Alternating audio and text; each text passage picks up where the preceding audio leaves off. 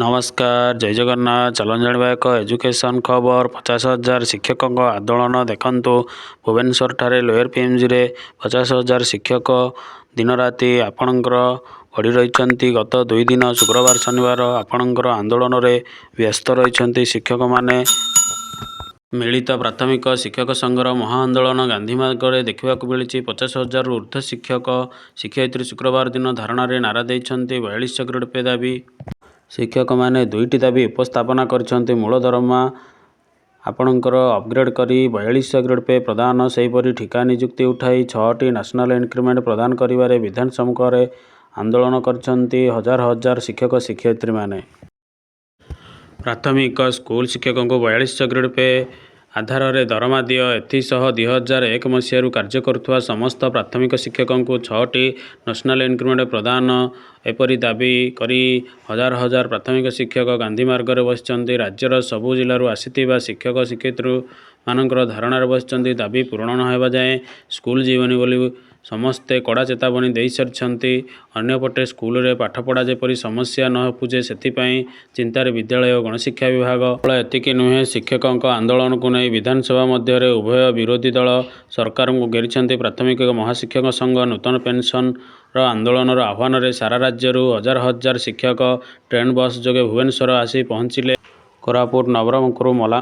बलांगीर गंजाम भद्रक मयूरभंज कलाहांडी बौद्ध सुंदरगढ़ आदि दूर जिलूर शिक्षक माने आंदोलन रे सामिल होते सकाळु शिक्षकों भिड़ बढ़िबार लगिला शिक्षक माने लोयर पीएमजी रे पहुंची पर सेठारे एक विशाल सभा होइथिला शिक्षक नेता कहवा कथा सरकार प्राथमिक शिक्षा को आदौ गुरुत्व देउना सरकार आम उपरे कार्यभार लदिबार लागिछन्ति हेले सरकार आम उपरे कार्यभार लदी देइछन्ति किंतु हेले आमे बहुत दिन धरी दुईटी दाबी करुथिले मध्य सबुबेले आमको बुझाई सुझाई स्कूल को फेराई देउछन्ति अन्य राज्य प्राथमिक शिक्षक माने अधिक पारिश्रमिक पाउथिला बेले आमको 22 ग्रेड पे दरमा देउछन्ति आमर दाबी 42 ग्रेड पे आधार रे वेतन प्रदान करंतु एवं 6 वर्षर ठिका कार्यकाल को मूल चाकरी गणना करी 6टी नेशनल इंक्रीमेंट प्रदान करंतु मूल पदवी अपग्रेड करी लेवल 9 अनुजाई मूल वेतन 35,400 टंका प्रदान करा जाओ प्राथमिक शिक्षा ठिका नियुक्ति उच्छेद कर 2001 मसीह कार्य करुवा समस्त प्राथमिक शिक्षक ठिका कार्यकाल को मूल चाकरी गणना करिवार सह नेशनल इंक्रीमेंट प्रदान करने को दाबी करछन्ति। अन्यपटे यही घटना सरकार उपरे बर्षिचंती विरोधी दल बीजेडी विधायक गौतम बुद्ध दास कहते बीजेडी एबे भी स्कूल रे ठिका नियुक्ति चली शिक्षकों दाबी यथार्थ तेणु सेमानकु समर्थन जणाइबा सह सेमानक दाबी पूरण करने को सरकार गुरुत्व दियंतु कांग्रेस सभापति भक्तचरण दास आंदोलन को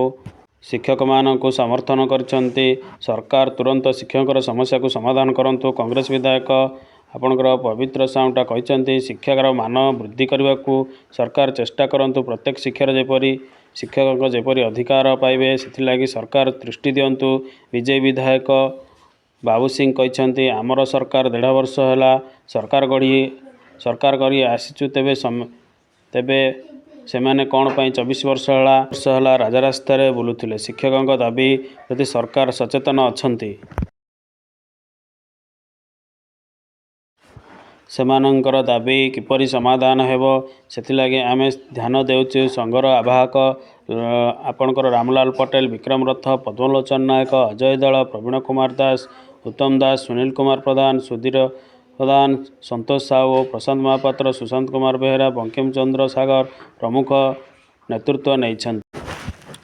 दुईटी दाबी पूरण हेले स्कूल फेरी बोली आंदोलनरत शिक्षक मानकर जिद रे अटल बसिचंती देखंतु प्राथमिक शिक्षक मानकर आंदोलन 2 दिन रे पहुंची 2 दफा दाबी रे पुणी थे राजरास्ता को ओह्लाइचंती प्राथमिक शिक्षक 2001 रु एपर्यंत कार्यरत समस्त प्राथमिक शिक्षक शिक्षयित्री एनपीएस वर्गों ठिका अवधि को नियमित मान्यता सह नेशनल इंक्रीमेंट प्रदान एवं मूल पद को अपग्रेड करी लेवल 2 एवं 35,400 टंका हार 42 ग्रेड पे अनुजाई दरमा प्रदान करने को शिक्षक माने अड़ी बसिचंती प्रदान करने को दाबी करिसेंती पूर्व घोषणा अनुजाई प्राथमिक शिक्षक महासंघ एनपीएस आह्वान में हजार हजार शिक्षक आज विधानसभा आगे विक्षोभ प्रदर्शन करने सह दाबी पूरण न होगा पर्यंत स्कूल फेरिबे नहीं बोली चेतावनी देइछंती सेपटे विधानसभार शून्यकाल विधायक गौतम दास और ध्रुव साहू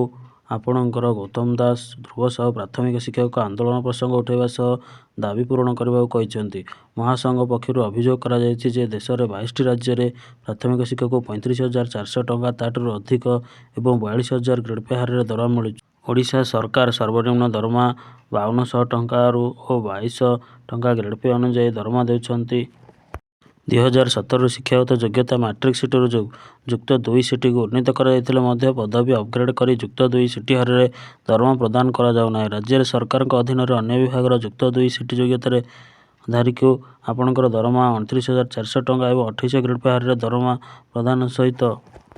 2017ରୁ ଆପଣଙ୍କର 28 ଗ୍ରେଡ୍ ପେ ହାରରେ ଦରମା ପ୍ରଦାନ ସହିତ 10 ବର୍ଷ କାର୍ଯ୍ୟକାଳ ସମାପ୍ତି ପରେ 42 ଗ୍ରେଡ୍ ପେ ଅନୁଯାୟୀ ଦରମା ଦିଆଯାଉଛି। କେବଳ ପ୍ରାଥମିକ ଶିକ୍ଷକ କ୍ଷେତ୍ରରେ ଦରମା ସମାନ କାମକୁ ସମାନ ଦରମା ନୀତି ଉଲ୍ଲଂଘନ ହେଉଛି। ଅନ୍ୟ ବିଭାଗ କର୍ମଚାରୀଙ୍କର ଠିକା ବର୍ଷ କାର୍ଯ୍ୟକାଳକୁ ମୂଳ ଚାକିରିଠାରୁ ନିୟମିତ ରୂପେ ଗଣନା କରି 6ଟି ନ୍ୟାସନାଲ ଇନକ୍ରିମେଣ୍ଟ ପ୍ରଦାନ କରିଛନ୍ତି ସରକାର। ଏନେଇ ପ୍ରାଥମିକ ଶିକ୍ଷକ ସଂଘ ନିର୍ଦ୍ଦେଶକ କମିଶନର ମନ୍ତ୍ରୀ ମୁଖ୍ୟମନ୍ତ୍ରୀଙ୍କ ସହ ଆଲୋଚନା କରିବା ପରେ ବି ଦାବି ପୂରଣ ହେଉନାହିଁ। ଏହି ଦାବି ହାସଲ ପର୍ଯ୍ୟନ୍ତ ସାମୂହିକ ଛୁଟିରେ ରହି ଆନ୍ଦୋଳନ କରିବାକୁ ମହାସଂଘର ଆବାହକ ରାମଲାଲ ପଟେଲ ଘୋଷଣା କରିଛନ୍ତି।